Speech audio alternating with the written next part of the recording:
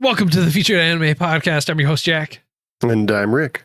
And today we are talking about the reincarnation of the strongest exorcist in another world.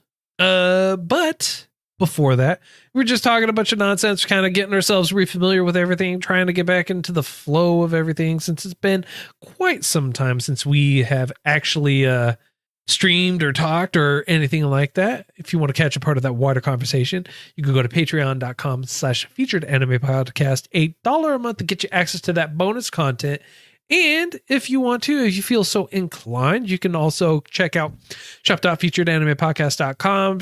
Check out for all our swanky swag and help support us, help us grow.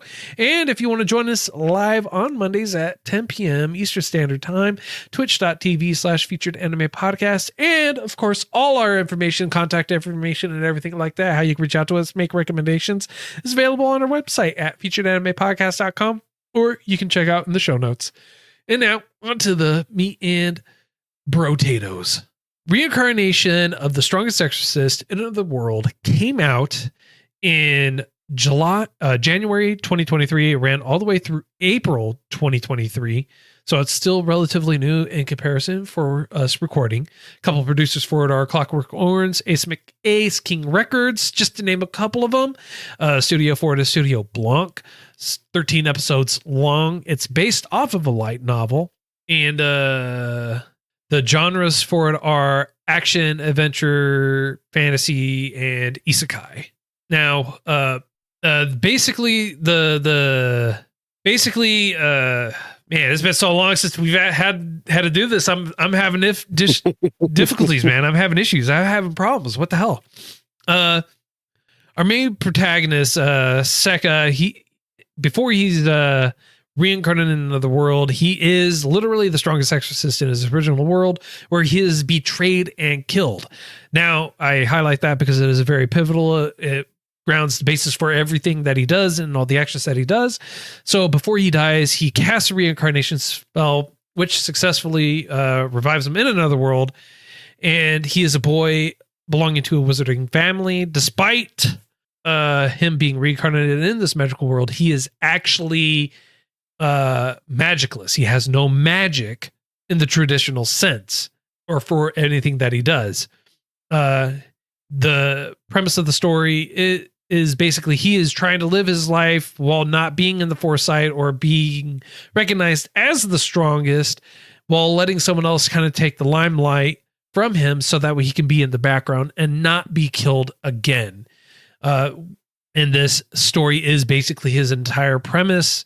His entire motivation and movements are going through trying to help facilitate that, despite the fact every single time he is moving further and further away from that and moving more and more into the light himself in one way or another.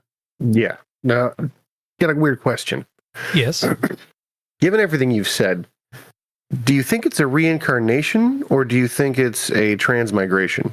It's a reincarnation.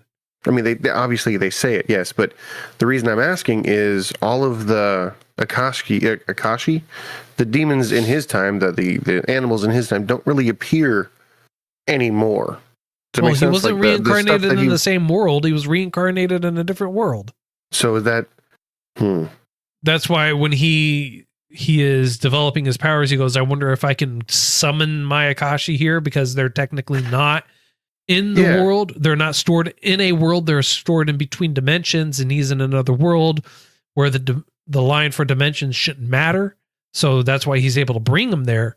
But that's why they also look different, because in Earth, or his world where he's from, they had these Akashi.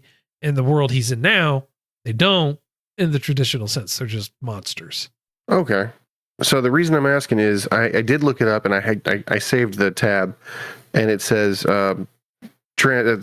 the difference between transmigration and reincarnation is transmigration refers to the soul's passage after death to another body without specifying the form, while reincarnation specifies the form of rebirth into a new human life.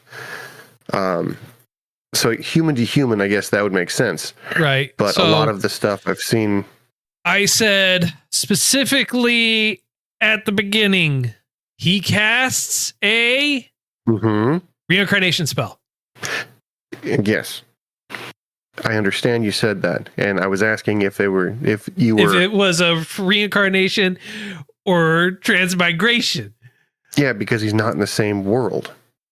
Reincarnation doesn't mean you're being reincarnated in the same world. It's always been like that.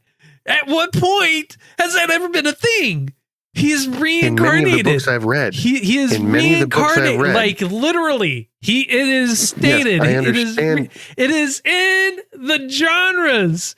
He is reincarnated. I agree, it is. He has said it multiple times. I have reincarnated. I died in my former life. I was reincarnated in this world.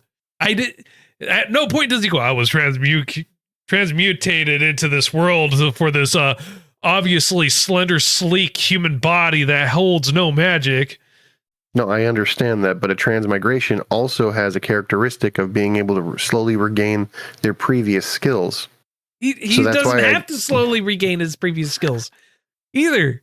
He has them all at the gate, basically. He just needed to make paper so that way he could use them, which is why you see him as a child remake all the paper so that way he could do it.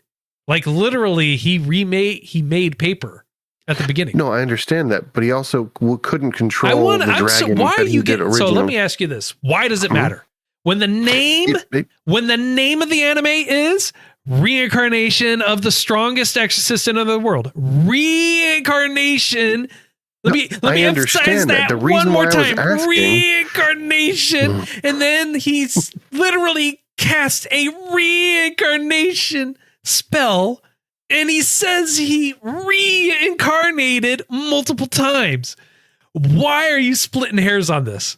Why does it matter? I've seen many different versions. Right out the gate. Why does it matter? Like legitimately, dude. Reincarnated as a slime, reincarnated as a kid jumping in a suit, reincarnated, bro. Reincarnated. Why does it matter? Why are we splitting hairs out the gate? Let me ask you this philosophical question about anime, and obviously something that doesn't really exist. Does this or is it this? Is he this or is he this? It's called Reincarnated. All right. It has it in the title.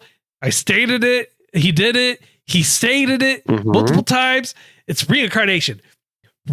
Regardless of what you want to try and split hairs, it's reincarnation. All right.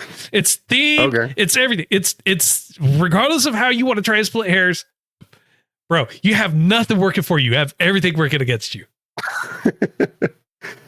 So the reason why I'm asking, and the reason why I wanted your opinion, is it doesn't, in everything I've read previously, minus, of course, the title, because, of course, the title is important, it didn't seem to have the characteristics of a reincarnation rather than a transmigration, which is why I was asking you if you thought it was odd, but obviously you don't think it's odd, and you never even considered it. So that is my folly for being, I would say, more well-read, but no, I just read a hell of a lot more of crap. No, it's you like to go off into these weird, like, oh, let me split this hair about this one really random thing about whatever it is that's actually going to happen or whatever. I mean, like, okay, if you want to go, transmigration, why didn't you split hairs on the aristocrat or the world's finest assassin gets reincarnated as an aristocrat? He has his original skill set when he was alive in the new world. Okay. He just refines them and grows and builds on them even more in this new world. So why didn't you split hairs with that? Because he wasn't summoning stuff from his previous life. It was a skill set. It was No. It's that. So regardless of the matter, you're like, hey, he regains his skill slowly over time, is what you exactly said. It's what I read. Yes. Okay. So at that point, if he's regaining skills that he had over time, magical or not, technically be a transmission rather than a reincarnation. But exactly. My question is, why aren't you making a big old deal about it then when they state in the anime and in the title and state what they're doing is this is reincarnation of the world's finest assassin in another world? At the time, I hadn't been reading the material from other books and other stuff that would bring that into question. Yeah.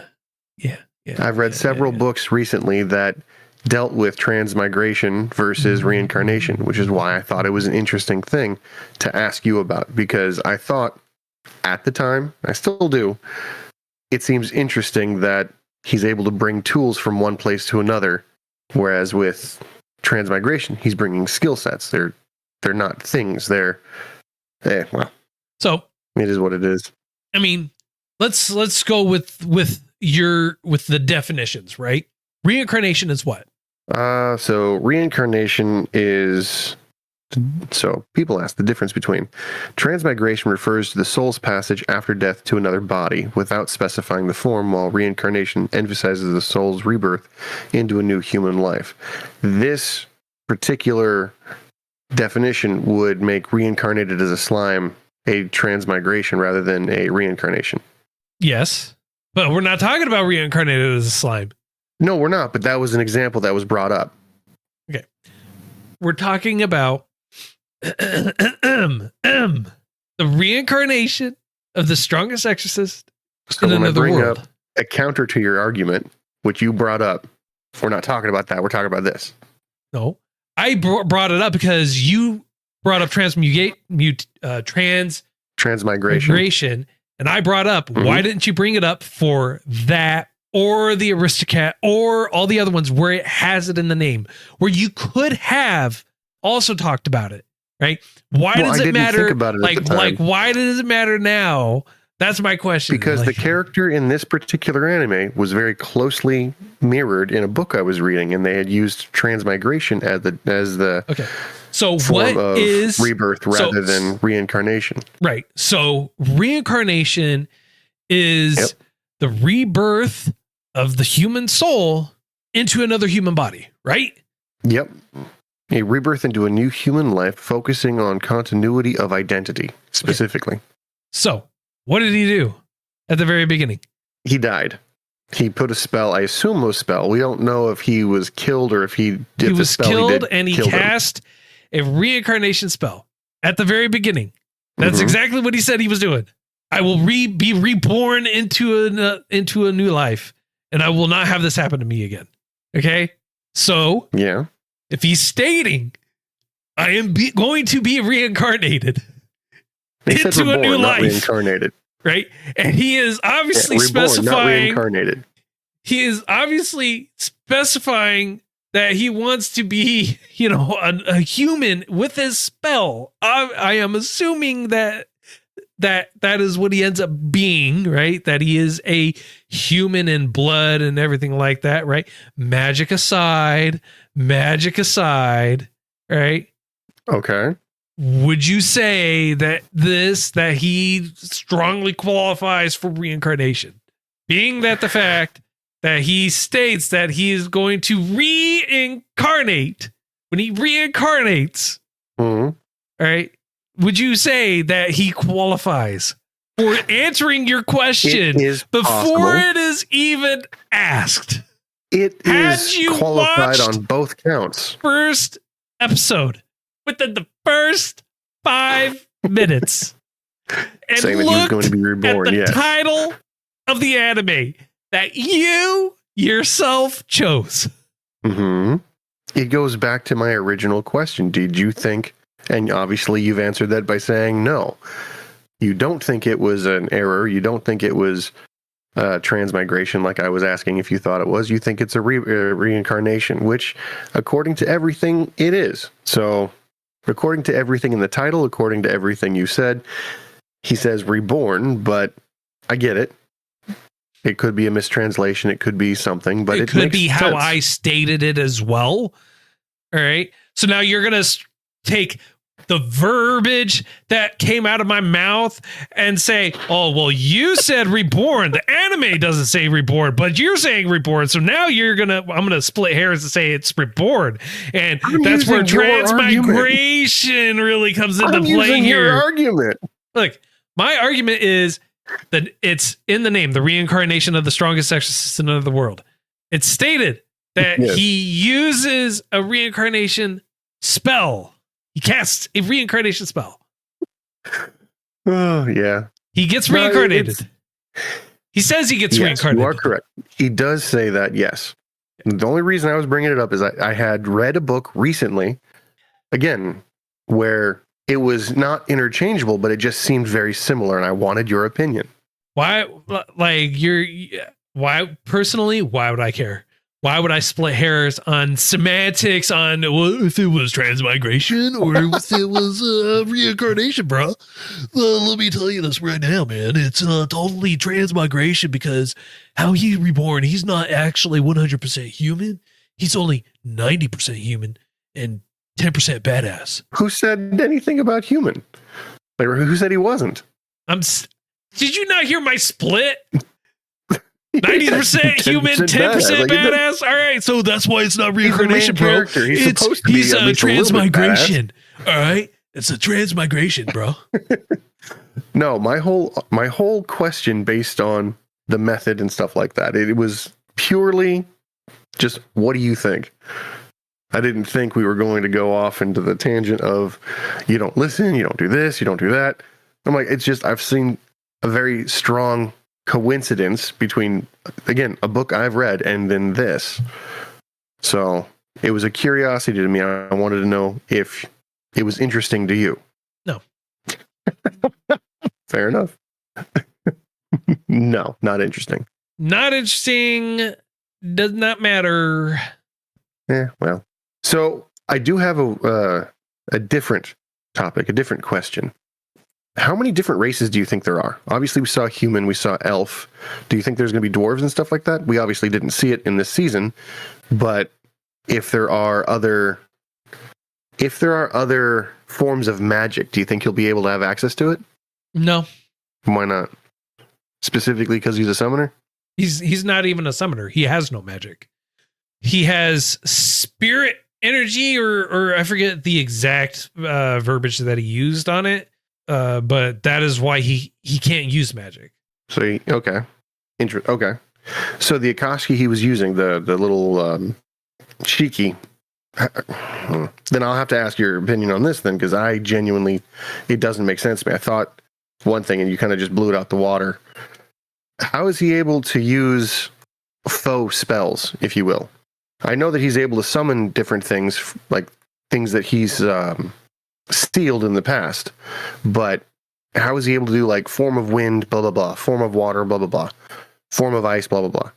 He understands the molecular structure and composition of it, but he's using spiritual techniques for it versus actual magic. So for him, it's kind of a different, that's why he's not able to use certain techniques or certain types of magic, because he can't, like he even stated, it's like, this wasn't a thing in my world. So like wind, he can't do wind. He couldn't do a couple of other things, but he could do like a form of stone. He can do a form of fire. That's why it ends up being blue. And you saw when he was first doing it, it wasn't exactly fire. It was something else entirely. So do you think it's more like alchemy, that he's just understanding the principles of things? Because he did turn the earth stone. He used an earth spell, quote unquote, and he was able to make like pyrite, I think it was. Yeah. Well, he did a couple different. He did a few different ones. So, but yes. I'm specifically just referring to the first time he used it in the test, because I think that was one of the most specific instances. Yes. Okay. It's just, it was weird. It was an obscurity to me, because he didn't, my only frustration is it didn't seem consistent, but it could be just simply because I didn't understand what they were trying to go for. Yeah, it could be. So, oh well. So his elf servant lady was able to use like spirits and weird kind of spirits and stuff like that, right?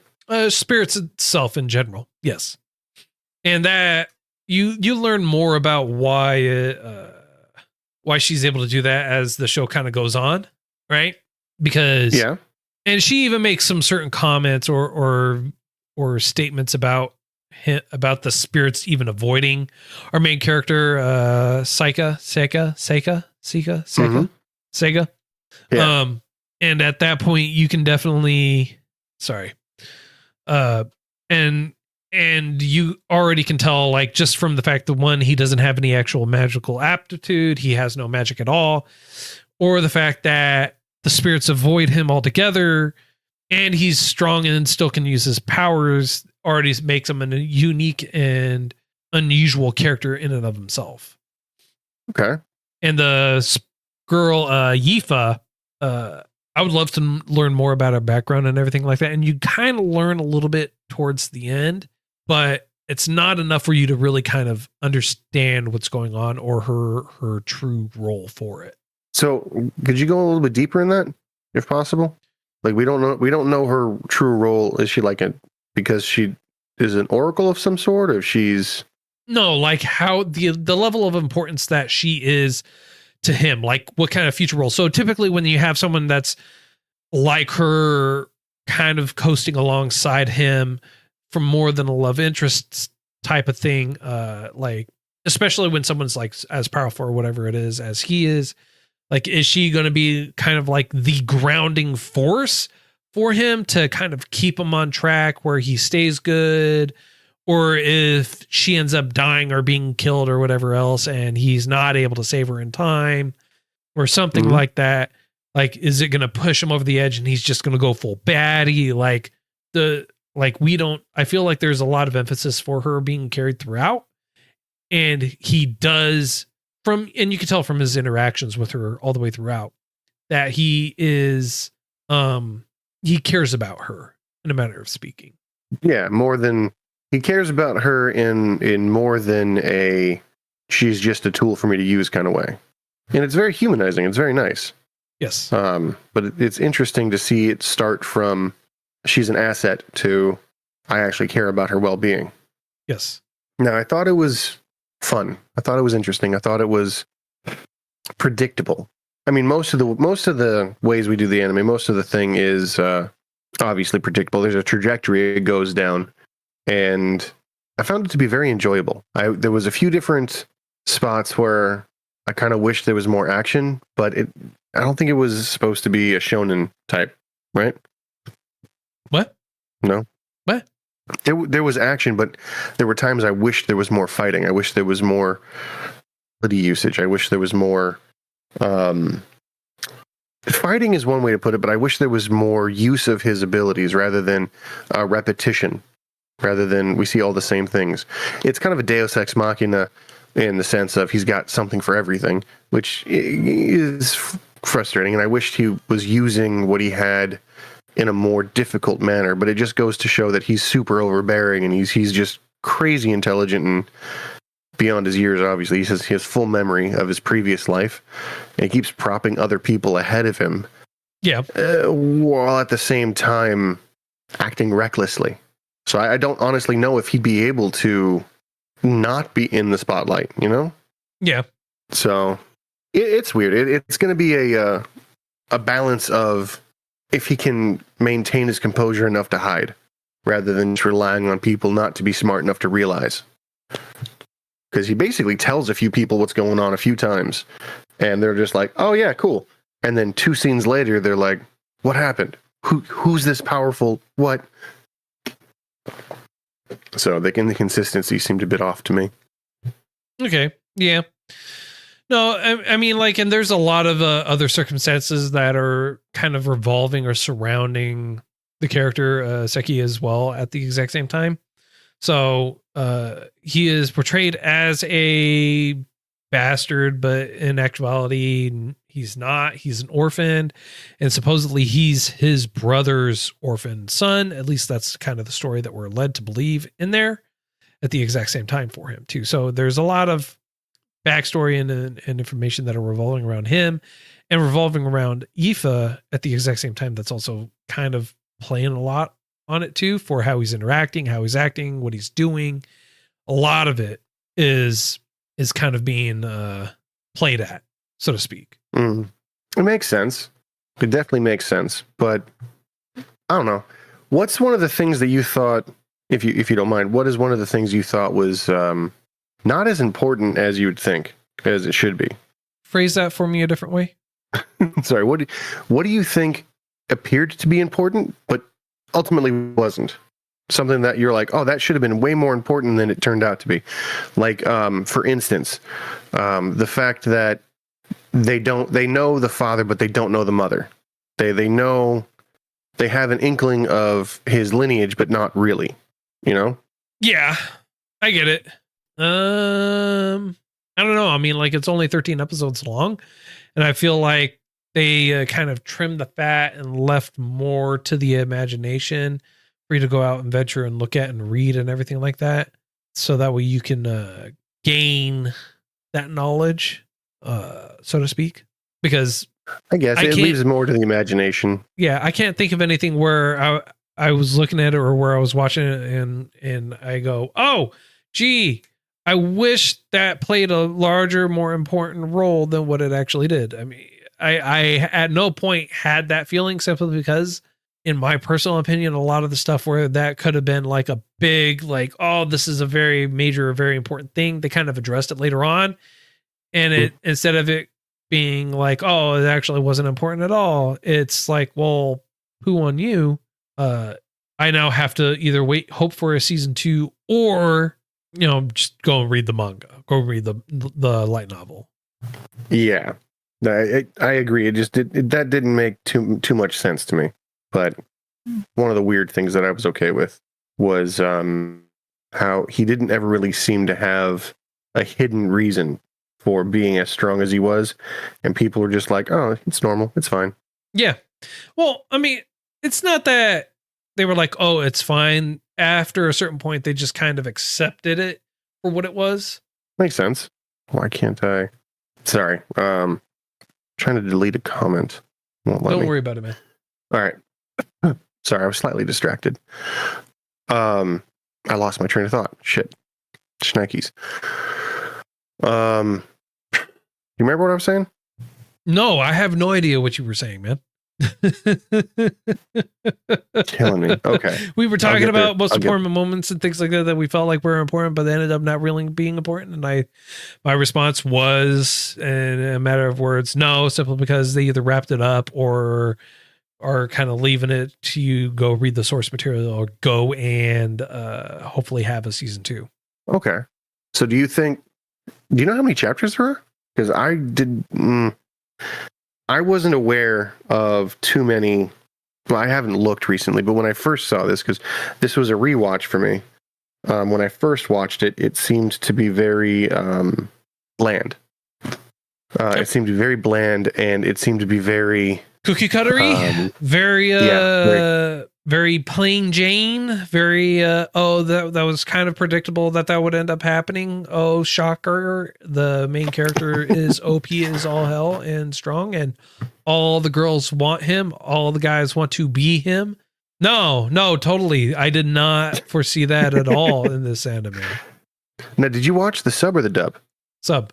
All right, so I don't know why you dub. asked that. Like does it matter if I watch it subbed or dubbed? Just go into what you want to say, man. Just go into what you want to say. I watched it both. And I think, personally, that the sub did a far better job, because the dub made everything seem a joke. It seemed less dramatic than when the sub was doing it.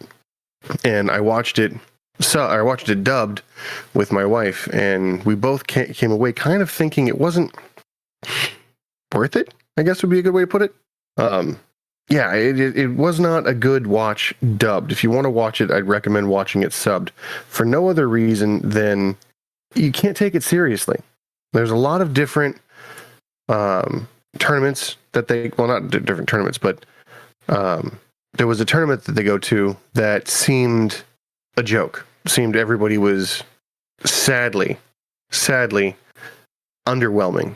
But in the subbed, it seemed far more menacing and just better overall. Okay. But I watched it subbed with English titles. So English subs while listening to English. And if you want to laugh, it's all there. Like, for instance, they have something called what was the lava tiger? Do you remember what that was? Yeah. In the sub, it's called a sex lava tiger. Yeah. So the interesting thing with the closed captions or whatever it is that come up because I'm assuming you watched it on Crunchyroll, right? Yes. Yeah, those closed captions are auto-generated, and it horribly misunderstands what's being said. That makes a lot of sense. I thought It doesn't say closed captioning. It just says subbed. So I didn't realize that it was auto-generated on English. Yeah, it's closed captioning auto-generated, which is why it's really kind of like all messed up. Yeah, it wasn't something I was expecting, and it gave it a little levity and humor when it desperately needed it. Yeah. So. All right. Well, I mean, like, aside from the very big sidetrack at the very beginning, I mean, like, I don't have too much more to say. They go into a lot more details and everything like that for it, for who he is and everything like that. But that's kind of like in-game content and ending spoilery type stuff, if you will. So I would definitely say, check it out, watch it. It is worth a watch, even though it's not great. It's not bad. So it is worth at least a watch. There. Yeah. It's a nice palate cleanser. You don't got to pay attention to. If you liked Reincarnated as an aristocrat, if World's Finest Assassin reincarnated as an aristocrat, then you will likely like this, simply because main character is still kind of like cunning, and he situates or moves things in such a way that places him in a better position. So he's like not your normal dumb main character. Yeah, if anything, he's the opposite. He seems too smart and too manipulative, and too everything goes his way.